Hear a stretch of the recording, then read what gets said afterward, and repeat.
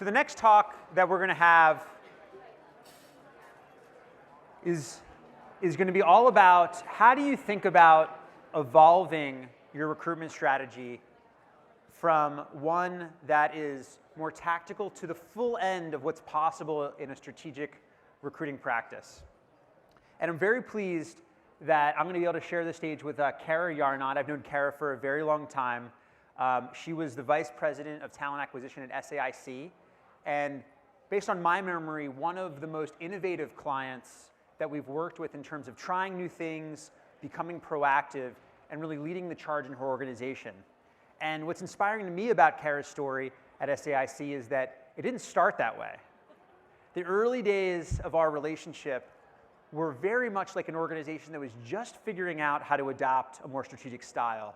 And under Kara's leadership and her team, we saw her make tremendous progress. And so since that time, Kara has now become a consultant to organizations as the president and founder of Meritage Consulting, where she helps other companies evolve their recruiting strategy to something that is for the next generation.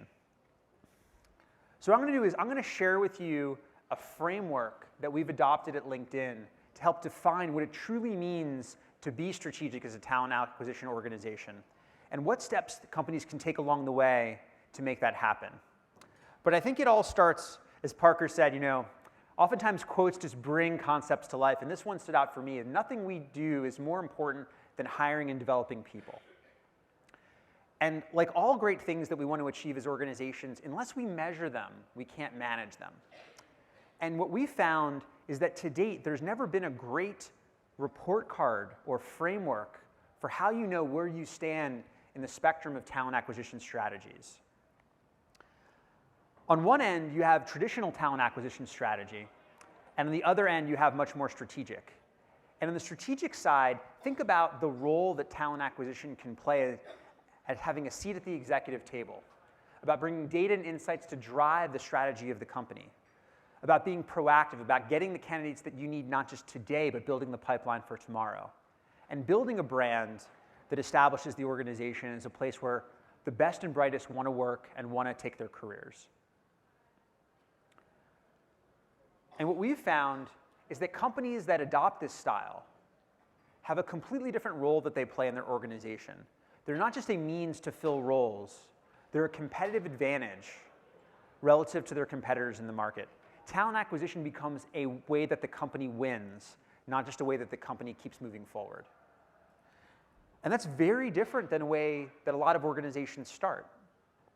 Historically, many talent acquisition organizations have thought about themselves as reactive to the needs of the business. The business needs a role here. My goal is to fill it as cheaply and as quickly as I can. It's a very reactive model.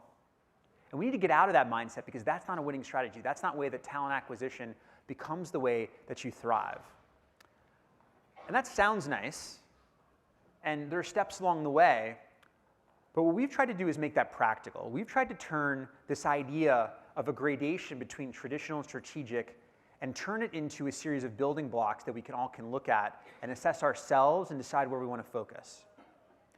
There are actually 4 different dimensions to, in our mind, building a great talent acquisition strategy: sourcing, jobs, brand, and metrics.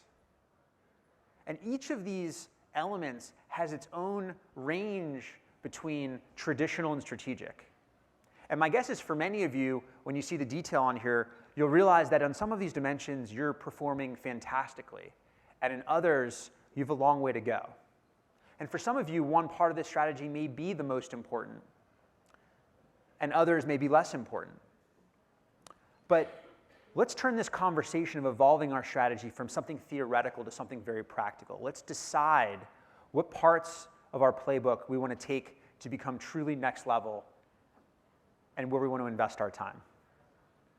And so to talk about that, I'm excited to bring Kara up on stage to share her experiences working with organizations to make these kinds of transitions, both in her work at SAIC and in her recent consulting experience. So Kara, come on up.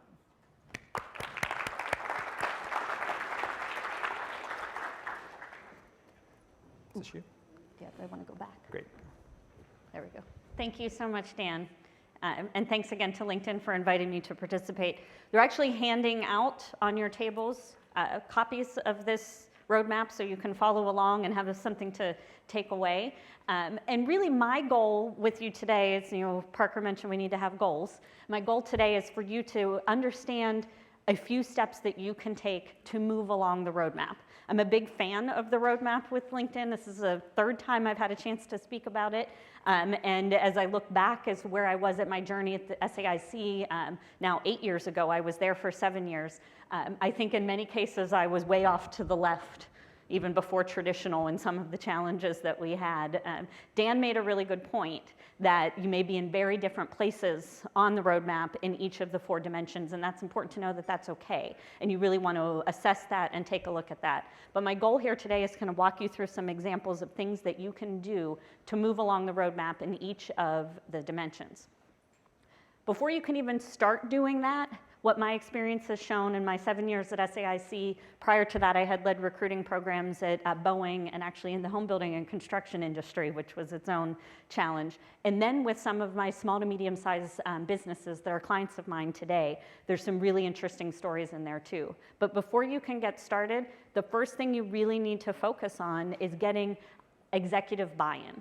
Senior leaders in your company that believe in the value in moving to a strategic approach to talent acquisition.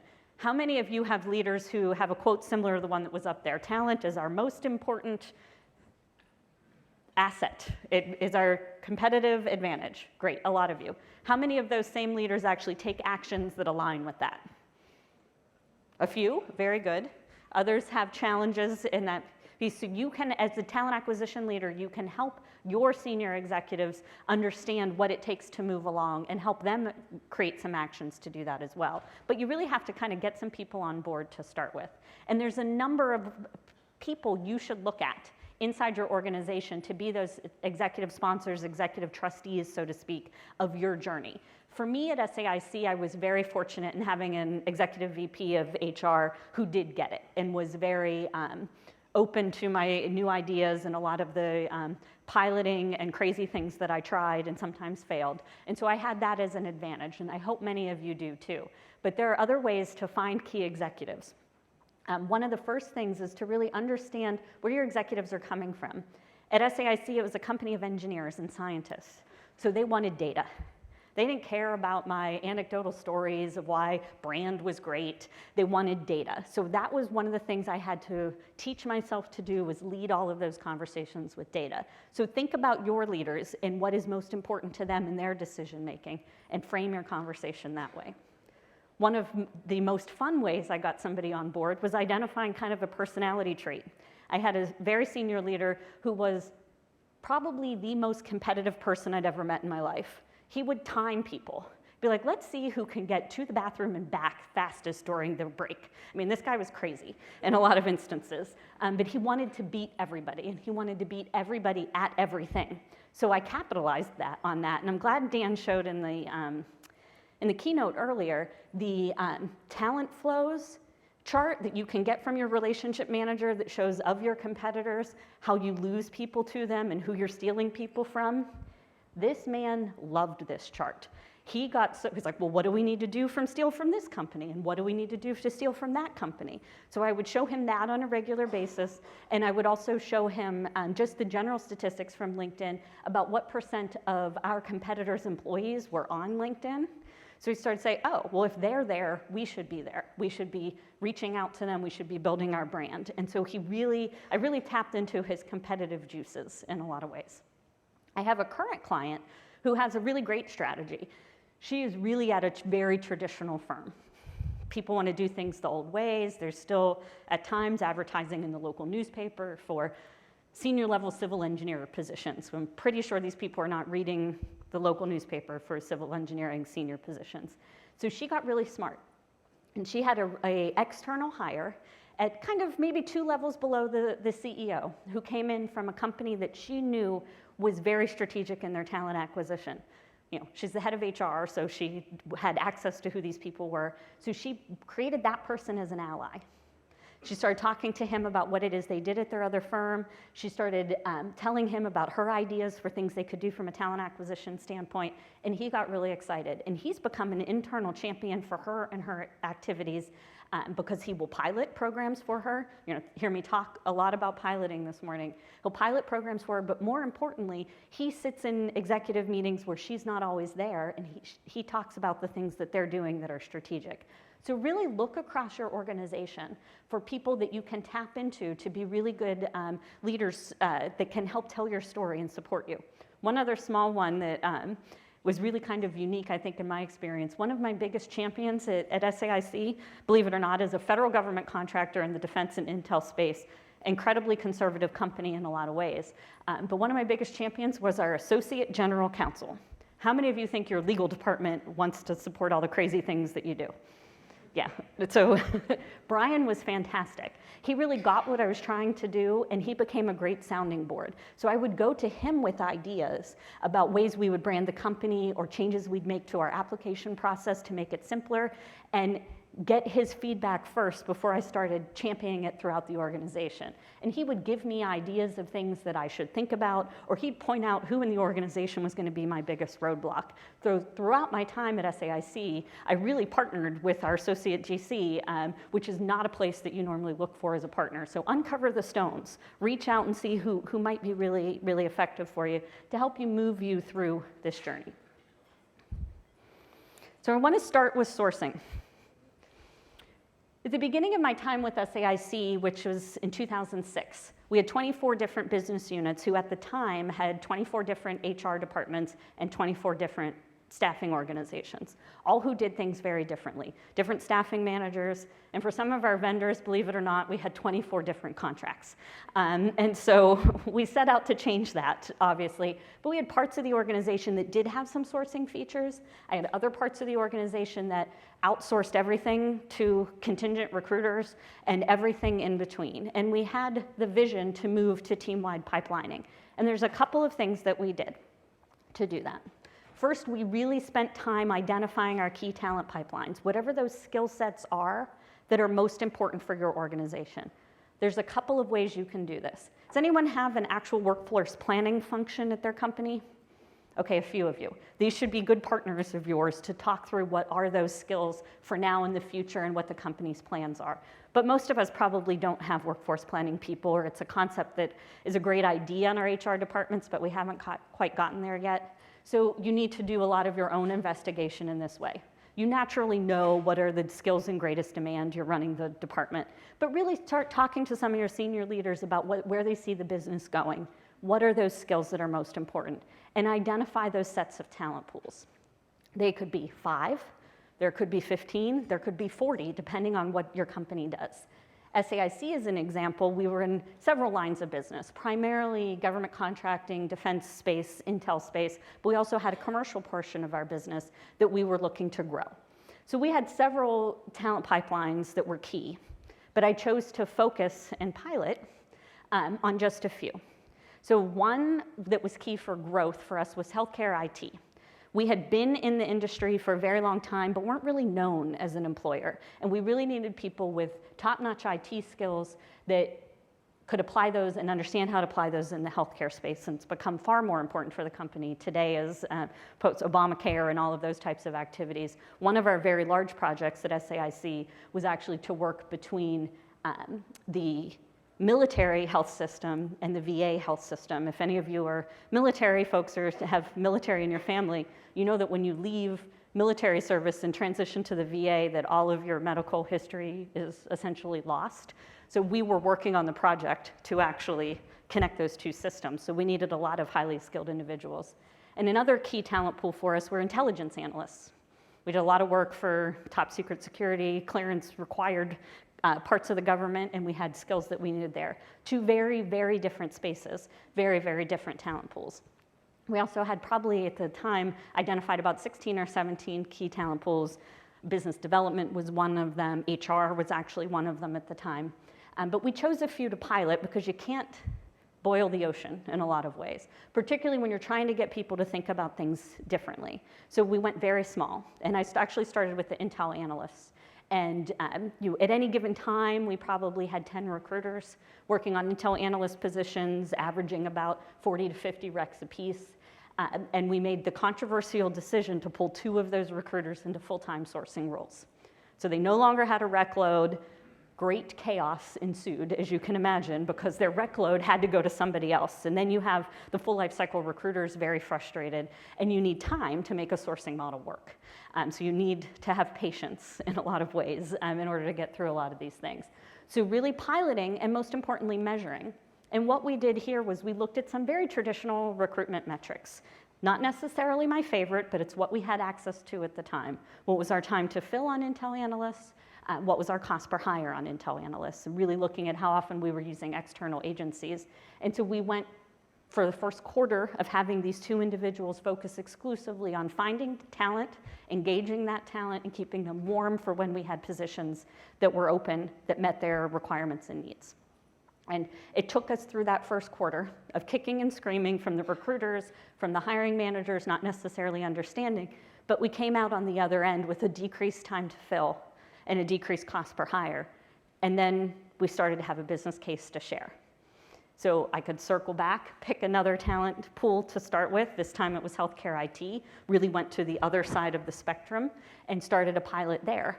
And what's interesting is we didn't really see quite the same results with that pipeline as I saw with Intel analysts. And I didn't know what to expect, what not to expect, but what we came to learn is that really in that space we had a lot of branding that we needed to do before we could really source and keep people warm and keep them interested in our opportunities. So as much as I would like to say we got to full team-wide pipelining, we really didn't. We got part of the way there. Probably ended up with, when I left the company last year, our defense and intel space was fully ingrained in all of their positions. We're in a sourcing model. Our engineering and life sciences place had a little bit of sourcing, but healthcare IT really still stuck with the full life cycle recruiting, and that really worked for them. So it really based on what worked for the business and what our data was telling us. And so we kept going back and forth. Any of you are familiar with the defense contracting industry, the company actually split in 2 last year, so things have changed drastically for them, and I know parts of the company are using this model now, and one part of the company is not. So moving on to jobs. And jobs can be very challenging. How many of you feel like you're still in kind of a post and pray method in some areas? Okay, good, of just a few. This I call post and pray is beyond just post and pray. It's waiting for the stars to align. Because at the time you actually know you have a specific position open and you put it up on wherever it is you decide to put it up, you're hoping that the people or persons with the right skills are looking in those places at that very moment in time, are in a part of their career where, hey, they're going to be interested in at least entertaining what these opportunities might be, and oh, lo and behold, they're actually willing to go through your 47-step application process at that point in time. So not really all that effective. There may be some roles in your company where that still works, but really moving towards full segmentation of what you're doing and full prioritization is really where you're looking to go. And one of the first things that you need to do is identify the sources that are most effective for each of your talent pipelines. So if you go back to how you segmented your work and you look for us, I'll use intelligence analysts as an example again. We looked at our data. We looked at our source data and said, where were we getting the highest quality sources for these specific jobs? And we realized it was probably 2 of the 10 places we were traditionally posting those jobs. So why would we continue posting at the other 8? So we ran a pilot. We took those other 8 out. We increased our investment in the 2 that were bringing us good quality, and investment beyond just posting the jobs, but engaging with those candidates and building true pipelines, and then continued to measure what's happening here. Are we impacting our general metrics or not? So really taking a look at what sources work best for you. This is also a way where you can engage with your LinkedIn relationship manager. They can tell you how many people on LinkedIn have the profiles that you're after. And this was really key for us with healthcare IT. We engaged with our relationship manager. We found out that there were thousands of people who had the skill set we were interested in on LinkedIn, but had no awareness of us as a company. So we knew that that was something we were going to need to work into our brand strategy in order to engage those folks. And I'll talk about that in brand as well. But really picking those sources and having a segmented approach by your key pipeline is really the most important part. And then truly engaging those folks so that you can get to that level. Because in the ideal world, at the point you know you have to fill a position right away, you want to have a ready-made group of candidates that you can pick from. That's what the utopia we're all looking for, and you can work through this by fully engaging those folks. I was fortunate at SAIC that we had a talent community tool. We had actually used Jobs to Web at the time that allowed us to reach out to those candidates that had those profiles, send them regular updates, encourage them to continue to follow the company and learn more about what it was that we were doing. And that was really, really helpful. If you don't have a tool like that, because they're not cheap, I know, there are things that you can do. Your recruiters who are focused in those areas can keep their, however they use it. If you're using LinkedIn Recruiter, can put them all in a project and regularly communicate with those folks. Just give them updates on what's going on with the company, a great new product launch, just keeping them warm so that when you do post a job in your key locations, you can direct all of those people to take a look at that specific position, and you don't have to worry about getting too much excess noise in your pipeline. Brand. This is my favorite part. And I could probably talk about this for a very long time. And a lot of the partnership that I had at SAIC with LinkedIn really helped us build this brand. So a little bit about the brand journey. When I joined the company in 2006, the company was about 40 years old, SAIC was at that time. Until about 5 years before that, we didn't even put our name on our buildings. So talk about no brand. Our founder didn't believe that we should be advertising who we are because our clients, mostly intelligence organizations and the Department of Defense, didn't talk about what they did, so we shouldn't talk about what we did. Well, that's all fine and good and sounds great and fantastic until you're competing for talent with the likes of Lockheed Martin and Boeing and Northrop Grumman, and even though they're not consumer products, so to speak, they do a lot of advertising, their names that people know. It was a very big challenge. My predecessor, when I came on in 2006 as her deputy, she had just launched the first ever talent brand program that was revolutionary for the company. We didn't have an external marketing department, period. This was just not a concept. So we were making it up as we go. Out-of-home activities, we actually bought space on the back of the buses in the DC metropolitan area that, clog up your traffic on a regular basis to do some of our advertising. And we got partnered with the IT team to truly measure what was the traffic coming to our career site, and that was really, really important. So we went from there in 2006 to when I left the company shortly before the split in 2013, where I'm extremely proud to say the Talent Brand Index that Dan talked about earlier, we were actually blowing all of our talent competitors out of the water on the LinkedIn Talent Brand Index, and I'm pretty sure that most of you here on this coast that if you don't know of SAIC would be completely surprised, but we really made huge strides in 7 years. So there's a very important point for all of you. This stuff doesn't happen overnight. It's small steps, building the partnerships, making that happen. So if you're really starting from the beginning on your brand strategy, you first even have to know what on earth is the message we want to portray. How many of you have a talent brand defined for your company? You know what that is. Okay, and how many of you are starting and you need to understand what that is? Okay, so about half and half, which is good.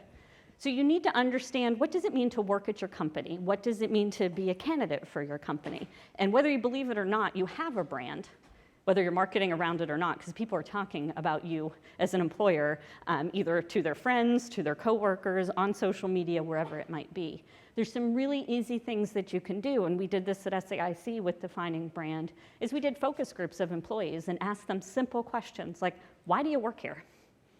Why do you stay? Why do you keep coming back? We'd focus on new hires. Why did you join? We'd focus on our most tenured employees. Why are you still here? So, and just started gathering information, more open-ended questions. We eventually moved to doing some surveys of our candidates to get some additional information from them. But we came up with actually an overarching theme that while we've changed the messaging around the brand over the years, the overarching theme was people worked at SAIC because they felt like they were making a difference in the world. whether it was as an intel analyst protecting US assets overseas, or the warfighter bringing our men and women home from battle in a safe manner, or the people in healthcare IT that were really helping join health records and keeping people healthy and safe wherever they were in the world. And so people really felt pretty strongly that that was why they worked. So we ran with that, which was, we went through smart people solving hard problems was a brand that I wasn't that fond of, but that we used for a while, but we defined it. And then we had to build partnerships. Now, I had mentioned we didn't even have a marketing department. So imagine in 2007, where we're sitting in talent acquisition, we just started up the company Facebook page. We started up the company LinkedIn page. We started tweeting things all over the place, and nobody really knew what we were doing. It was I'm much more of a beg for forgiveness than ask permission kind of person, and it worked well for a period of time until the company decided they wanted to, have some ownership over this from a customer base, from a B2B marketing standpoint. So we really needed to partner with our marketing and communications department, and as they were further evolving what they wanted the company to be known as to our customers, we needed to evolve our brand message in line with that. So building that partnership was very important.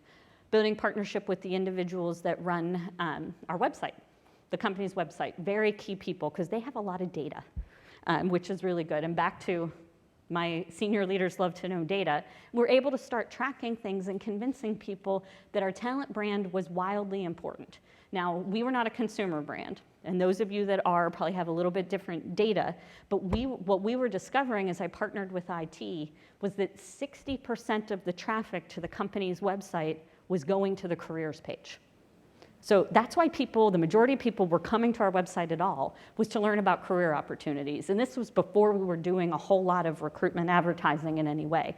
That data alone was incredibly powerful because people realized, oh, that's who is looking at our website. That's what people are interested in. They want to know more about working here. So we need to put investment into that space. So that, and tracking that across time, and as we did campaigns and drove people to our career site looking for the spikes, the peaks and valleys in the data to see what was being successful. But that partnership with IT really grew. I would have the web manager call me and say, did you see we had a 4% spike overnight? What did you guys do? And we go back and say, oh, we ran some follow company ads on LinkedIn, we had a campaign on Twitter, whatever it might be. We were able to track that very closely. And then he started giving me ideas of things that we could look at because his expertise was in web traffic and social media and SEO and all of those things. And so we really were able to build a good partnership. And then lastly, and really most importantly in brand, in my opinion, is clearly identifying goals. Because when you go to executives and say, we need to work on brand, to a lot of them it feels very fluffy. And it feels like, oh, there's Kara, the HR person again, coming up with her great new ideas. They need to understand what it is that you're doing. And I didn't get this right away, the mistake that I made along the way. And it all became clear to me when I had a senior executive walk into my office one day and say, hey, Kara, I was out on Twitter, or excuse me, I think he called it the Twitter. I was out on the Twitter, and I saw this tweet the other day about how great it is to work at SAIC. I said, okay, great, did you follow it? And he's like, I don't know what you're talking about. But he said, but can you tell me how many hires I'm gonna get from that tweet? And I really tried hard not to laugh out loud. And it was like, oh, that's what he thinks this is all about. He thinks a tweet should lead to a specific hire and I should be able to trace that back. I was like, oh no wonder I'm fighting an uphill battle. No wonder I feel like I'm giving the same presentation and telling the same stories 40 times to the same group of people because I wasn't completely understanding how they were thinking about it. So I stepped back and I said, okay, I need to think about how I present brand very, very differently. And I developed some ideas and they evolved over time, and now they're actually somewhat in line with a lot of what LinkedIn preaches. But I really bucketed into three things what I was doing with brand. Was I trying to build awareness? Was I trying to get engagement? Or was I trying to get people to act? And I started bucketing everything I did around brand in one of those three areas and putting measurements around them. So for example, if I was trying to build awareness, I'll go back to healthcare IT. We had a lot of work going on. We weren't very well known in the space. I needed those people with those skills to be far more aware of us as an employer. So I started thinking, what can we do? And one of the great things it did partnering with LinkedIn is we started using their follow company ads. So we ran a pilot, very short period of time, 2 months I think it was. We said we're going to serve up these follow company ads to people that meet our criteria, who we're looking for, and see if we can get them to follow the company. And in that very short period of time, I had 2,000% increase in followers of the company on LinkedIn that met the criteria for healthcare IT. And these were people that had no idea who we were just 2 months before.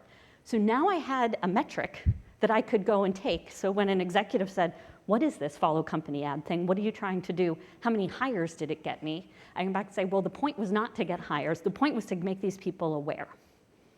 And so I had a metric there. You can use that on your Facebook likes, your Twitter followers, so many of the social media things. That's how you can measure what you're doing in those activities. Because you're never going to get anybody to apply to a job if they don't know who the heck you are. So you got to kind of back that up. So that's awareness. Next thing is engagement. All right, so what they're aware, who cares? You know, are they interested in our opportunities? Are they clicking on our job ads? Are they actually communicating with our recruiters in some way, shape, or form? So we started looking at measurements for engagement and using that same healthcare IT piece. You know, now we had so many people aware, how many could we get to engage with us? And we started looking at measurements of the updates that we did on our LinkedIn company page that were healthcare specific. How many of those were getting shared? That was a metric that we were watching. We were also using our talent community as people had joined the talent community with those healthcare IT skills. How often were they coming back in to learn more about the company? How many of them were opening messages my healthcare recruiters were sending out to them with updates about what the company was doing, a new project win, or a new hire, or a new product that we were putting out? And so we were able to start gathering, okay, how engaged are these people? So again, when somebody comes in my office and says, how many hires did we get from that message to the healthcare people, say that wasn't the point. I was trying to get them to stay engaged with us and continue to show interest in us as a potential employer and able to show them those metrics. And then finally, action. Action to me and very much to my company was, do we get the right people to apply to the jobs? So when a new position did go up in healthcare IT, not just did we get more applicants, but did we get more quality applicants? And I define quality applicants as people who you would actually want to interview and talk to about the job. So we started to track that.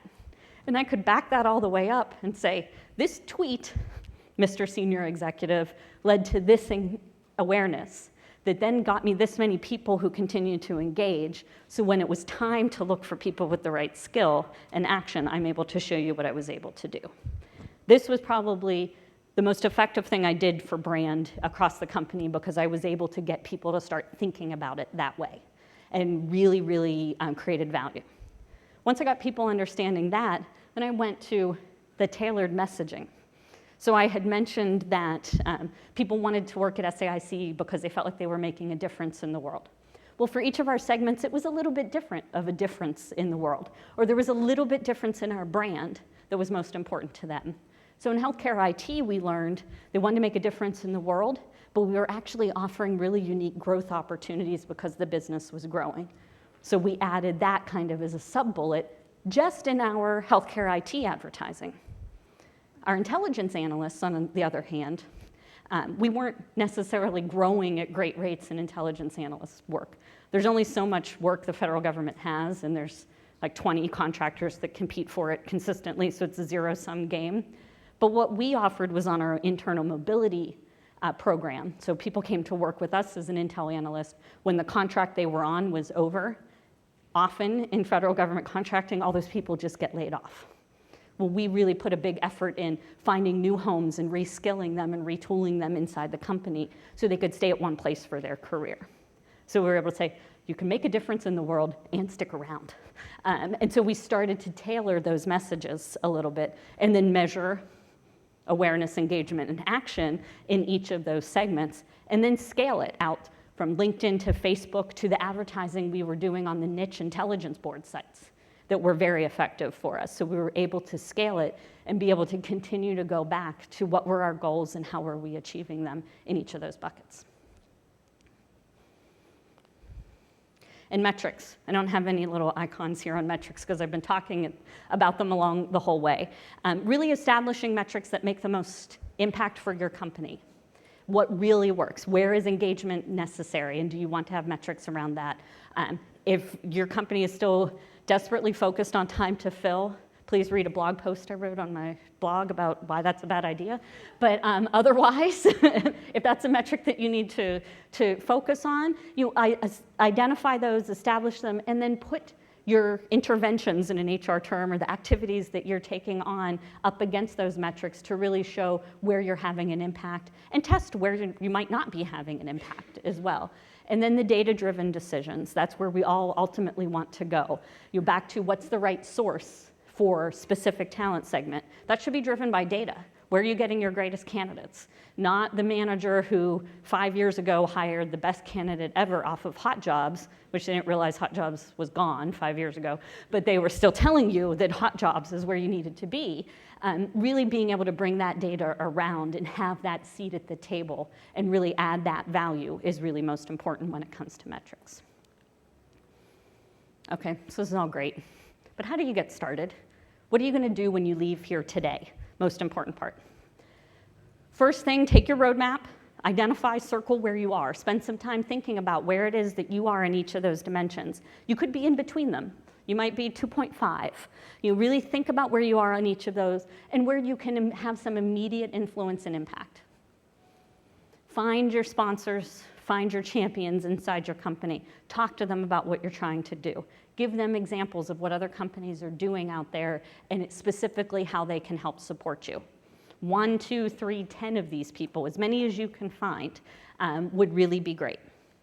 And finally, most important part in my opinion, is look at each dimension. You've identified where you are on each dimension, and then write down 2 specific steps you can take today to move you to 1 square to the right, so to speak. So if you're in sourcing and you're all the way to the left and it's still very reactive, start thinking about how to identify my talent pools and what might I be able to pilot. Who are those partners that I could pilot with across the organization? If you're in brand and you haven't yet developed your brand message, start there. I can schedule focus groups. I can talk to my new hires. I can get some great information. Great place to start. 1 small step at a time starts to build from point A to point B and get you ideally all the way to the right-hand side. If anyone gets there, please send me an email.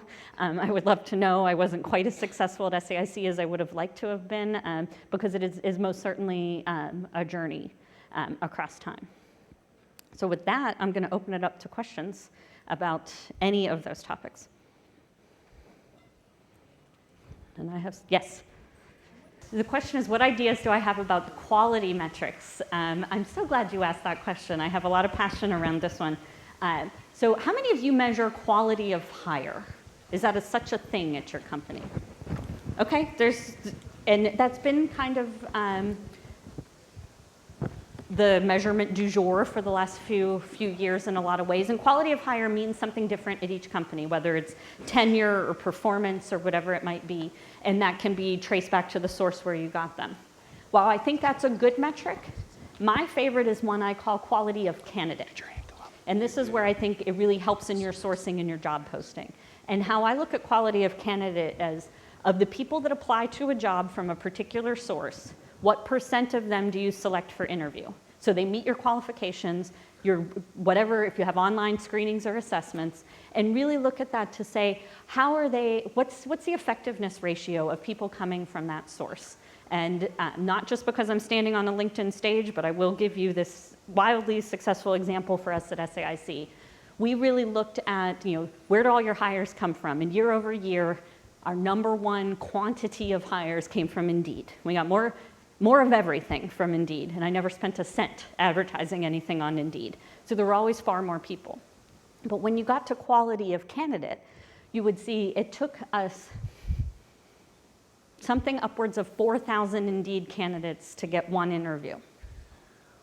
When I compared that to what we were doing on LinkedIn, where it was taking me something around 35 LinkedIn candidates to get 1 interview, then I started having a really interesting story to tell. Because what does 4,000 candidates who aren't qualified create for your recruiters? Work. Back to what Parker was talking about. And you really want them looking through all of those people. where if I can have them looking through far fewer candidates that come from a source that's bringing me greater quality, that was when we really started transforming how we thought about segmenting our job postings, when we could look at that kind of quality data. And it really changed the way we did things. One of the things that we were successful at too is once we knew this by key talent pool, in the ATS, we just had the recruiters sort by source, and they looked at the people from our most effective sources first. And so as soon as they found, hey, I'm looking to interview about 4 people, done. They didn't even look at the rest, because they weren't as many effective sources, so it was taking them far less time to get to the next step with the interviews. So that's one that I have a lot of energy around and really proved to be successful for me was the quality of candidate. Question over here? Yeah, nice presentation. Thank you. Question about your talent communities. Yes. Were they a Jobs to Web kind of talent network, or did you actually build communities? That is a fabulous question. I am using the Jobs to Web term of talent community, but it was really a talent network. It was more of a one-way push of information. We weren't really having lots of interaction out there as far as a community standpoint goes. So people were dropping their business card of information, and we were communicating back and forth with them that way, but we weren't really fostering any true community as a vendor like a Talent Circles might do today. Have you tried it? I have not. I've seen plenty of demos. I know one of the founders well, but I left before I had a chance to do that. Thank you. You're welcome. Yes?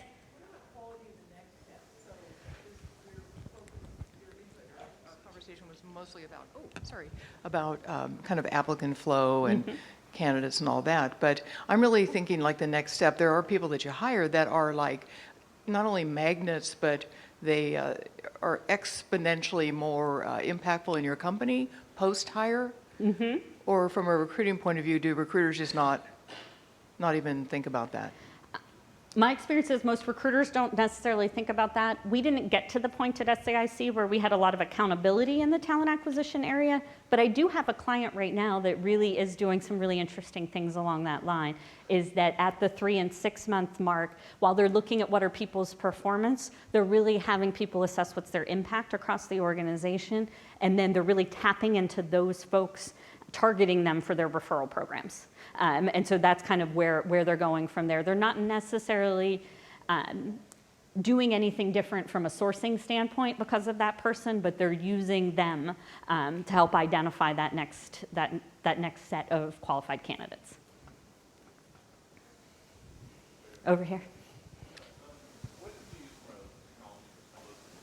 Oh, so what did we use? All of our technology across the board?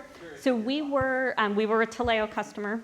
We were one of the very last hangers-oners in Verve for as long as we possibly could until Taleo said, under no circumstance may you continue. And so we were a Taleo customer. We had Jobs to Web laid on top of that from a SEO standpoint, a job distribution, and our recruitment marketing overall platform in our talent community, our talent network, to be very clear. So we had that laid on top of there. And then we had our strategic partnerships based on key segment, a huge partnership, honestly, with LinkedIn, with a lot of the activity that we did there. And then we had moved away, fully away from the 2 big major job boards. We didn't post anything there in the last 2 years I was there. Indeed and Simply Hired kind of took care of a lot of that for us in a lot of ways. But we ran our analytics all through Jobs to Web's analytics platform. Yes? When you were speaking about brand, Yes. you'd said you build your brand, engagement, and action. On engagement, how did you measure the social recruitment efforts, like on Twitter, early on, right? Like it sounds like you use Jobs to Web, and they probably can provide you with some of that metric today. But early on, when it was very organic, Yes. How did you track and measure engagement on those sources? So we kind of figured it out as we went along. We had a 25% of one person on my team who was kind of trying to manage our presence on all the social media platforms and not doing as well as we would like. And we were very rudimentary early on, looking at likes and followers, looking at retweets and shares and those types of things, and just tracking them, because those platforms can provide you some pretty basic data on each of your individual things, and that's what kind of got us started. And since we were ahead of the company from a marketing standpoint, they actually started using what we had done the year before as their benchmark for how their tweets should perform. And we ended up with an SAIC company account and an SAIC jobs account because we were getting kind of too mixed in. But we really just used kind of the very early elementary, because we couldn't track a candidate all the way through until we had jobs to web. So it was pretty basic. Anyone? Yes. Oh, microphone's coming up behind you. Thank you, and great presentation. Thank you. With the roadmap that you've outlined here, did you have any pilots or focus around diversity, and could you share a success story around that? Did we have pilots around diversity? Most certainly. Particularly, one of our big focuses were wounded warriors, because we were a defense contractor, so we had a lot of focus on those individuals who were coming back from serving their country who had a disability of some sort. And we did a lot of marketing and engagement in those areas, and were able to track our general awareness, engagement, and action. And we were really quite happy to see we had awareness in a lot of ways because we were a defense contractor already. A lot of the military folks worked alongside our consultants out there in the field in Afghanistan and Iraq. Engagement was where we started to have some challenges because the things we were pushing out were not necessarily as relevant to those transitioning military members as we had assumed they would be. And so we actually started partnering with our diversity group, a lot of military transition resources. We actually put things up on our career site around for a military person, how to prepare for an interview, and how to talk about their military experiences related to work in the private sector. And so we saw engagement greatly increase when we started sharing that information with the former military members versus some of the just general company updates. They may not necessarily have cared that we hired a new EVP of something or other. And then on the action side, we had a significant increase in applicants after we had that engagement going on. So the wounded warrior military piece was definitely a big success for us. As a defense contractor, we always struggled with, the more traditional diversity categories, women particularly. And one of the things we really tried to do, particularly for women in technology, was highlight we had a female CTO. So we really kind of pushed her out there in social media in a lot of ways and started tracking, particularly with LinkedIn, our followers across technology followers that were women. And I'll be honest with you, we never really saw a huge difference, and we couldn't figure out why, because we felt like we were putting it all in the right place. But we felt like treading water. When I got there 7 years ago, we were 35% women. When I left, we were 35% women. And I mean, sometimes that alone was a achievement. But we definitely had some challenges there. Thank you. Thank you. Other questions? First of all, thank you for sharing your story. It makes it a lot more personal, and certainly we can relate to a lot of the things you talked about, so thanks for that. You're welcome, thank you. You talked about developing a talent story, and I think all of us are trying to do that from a macro level. Were you successful developing functional talent stories? And the reason I ask is because you indicated that engagement was different throughout different functions in your organization. So do you have some stories around developing a talent story for a specific function? It's a great question, and we were somewhat fortunate in that about 4 years ago, the company actually moved its headquarters from San Diego to McLean, Virginia. And with that came the move of major function support organizations, particularly finance. Our entire finance organization, with a few exceptions, were based in San Diego. And I don't know how many of you are from San Diego, but when it said, oh, leave San Diego and move to Washington, D.C., there were not a lot of takers. So we had a huge gap, a huge skill gap to fill in a very short period of time. And this was not an area where we really ever had an uphill battle. Our finance people, we were very well known in San Diego. We had long tenured finance people, and so we had to build a functional story to recruit finance people in a highly competitive area of Washington, D.C., where they may not necessarily have known who we were, thought of us as an employer. They might know who we are because now our names were on the buildings all around the Beltway, but they also called us SAIC. So we had a long way to go. So we really focused in that area, actually brought on a recruiter who specialized in finance. Because it was always, a lot of you, for when finance is the function, it's like, oh, there's a finance opening. Give that to whoever has the smallest rec load right now and just toss it over there. And some of you resemble that remark, which is good to hear. So we started building a lot of those stories. We started getting our CFO, who had relocated from San Diego to McLean, we really went grassroots. We had him out at a lot of the finance functions and organizations. We started targeting a lot of the big four are in the DC area. We started targeting a lot of their finance people. And for a very short period of time, we actually put up a specific career page on LinkedIn for finance professionals that told the story of why it's great to live in DC, what the opportunity was, because we were essentially rebuilding our staff. So the growth opportunities were great. And at that time, we knew the company would be splitting into a finance person. That's really fascinating to go through all of those details. So we did have a pretty good story to tell. And we were able to track followers and engagement through our LinkedIn efforts on finance. But it was really a major company reorg that kind of forced us into doing that, because we didn't really do it a lot with our support functions. One more. Back there.